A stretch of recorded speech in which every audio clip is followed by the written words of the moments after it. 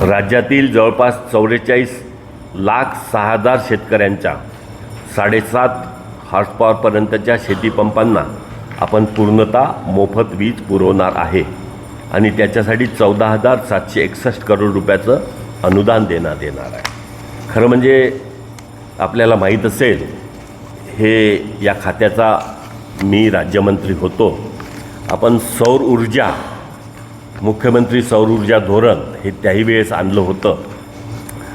पण आपण तेव्हा अनेक स्कीम आणल्या, रूफटॉप आणलं, सोलर पॅनलिंग, याला पायलट प्रोजेक्ट हा सौर ऊर्जेचा हा महाराष्ट्रात 2 ठिकाणी केला. त्यामध्ये एक राळेगण सिद्धी आणि एक यवतमाळच्या आपण अकोला बाजारजवळचा माजर्डा येथे प्रकल्प केला. जवळपास 4 वर्षापासून पूर्ण 100% कॅपॅसिटीनी मुख्यमंत्री सौर कृषी वाहिनी योजना ही फिडरपर्यंत आपली सुरू आहे. पण त्यानंतर आज जवळपास शेतकऱ्यांना 15,000 ते 16,000 मेगावॅट वीज ही शेतकऱ्यांची आवश्यकता आहे. आपण रेकॉर्ड ब्रेक हा एक महाराष्ट्रातला रेकॉर्ड आहे की या एकनाथ शिंदे देवेंद्रजींच्या कार्यकाळामध्ये आणि अजित पवारांच्या आपण जवळपास 10,000 मेगावॅटचे प्रकल्प बाकायदा जमिनी घेऊन टेंडर काढून कार्यान्वित केले. त्याला 18 महिन्याचा कालावधी लागेल आणि येणाऱ्या डिसेंबरपर्यंत आपण उरलेले 6,000 अशा पद्धतीने 16,000 15,000 मेगावॅटचं पहिले गेल्या 3-4 वर्षापासून जे देवेंद्रजीचं सरकार असताना आम्ही ज्याचं प्रयत्न करत होतो ती आज कार्यान्वित करण्याकरता आपण सुरुवात केली आहे. खरं म्हणजे तुम्हाला माहीत असेल की आपण शेतकऱ्यांना सबसिडाईज रेटवर ₹1.10 ते 25 पैसे इथपर्यंत रेट देतो. बाकी काही गव्हर्मेंट सबसिडी देते आणि कमर्शियल आणि रेसिडेन्शियल यातून क्रॉस सबसिडीच्या माध्यमातून ₹7 वीज आपण त्यांना अल्पशा दराने देतो.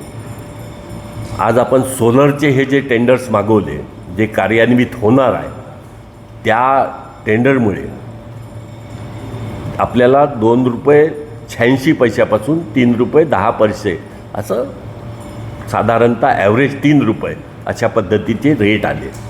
त्यामुळे शेतकऱ्यांकडून जर पैसे घेतले नाही तरी सरकार जे अनुदान देत होतं त्या अनुदानातूनच आपण ही योजना एक काही दिवस अनुदान द्यावं लागेल, पण हळूहळू आपण यामधून राज्य सरकारचा हिस्सा कमी होईल आणि पूर्णतः शेतकऱ्यांना मोफत वीज आपण देऊ शकू. यामुळे जी क्रॉस सबसिडी बाकी लोकांवर लागत होती, विजेचा रेटही कमी होईल. त्यामुळे भविष्यामध्ये वाणिज्य असेल, हाऊस असेल किंवा इंडस्ट्रीयल असेल, ज्या डी झोनमध्ये आपण सबसिडी देत होतो, मग विदर्भात उद्योग यावे म्हणून देत होतो, मराठवाड्यात यावं म्हणून वेगळी देत होतो, अशा पद्धतीने एकंदर महाराष्ट्रामध्ये आणि या मॉडेलची केंद्र सरकारने दखल घेऊन प्रत्येक राज्याला मुख्यमंत्री सौर कृषी वाहिनी या माध्यमातून ही योजना कार्यान्वित करण्याचं केंद्र सरकारने सर्व राज्यांना, म्हणजे महाराष्ट्राचा हा प्रोजेक्ट हा तुम्हीही राबवावा असे निर्देश दिले. इतका महत्त्वाकांक्षी हा आपला प्रोजेक्ट आहे.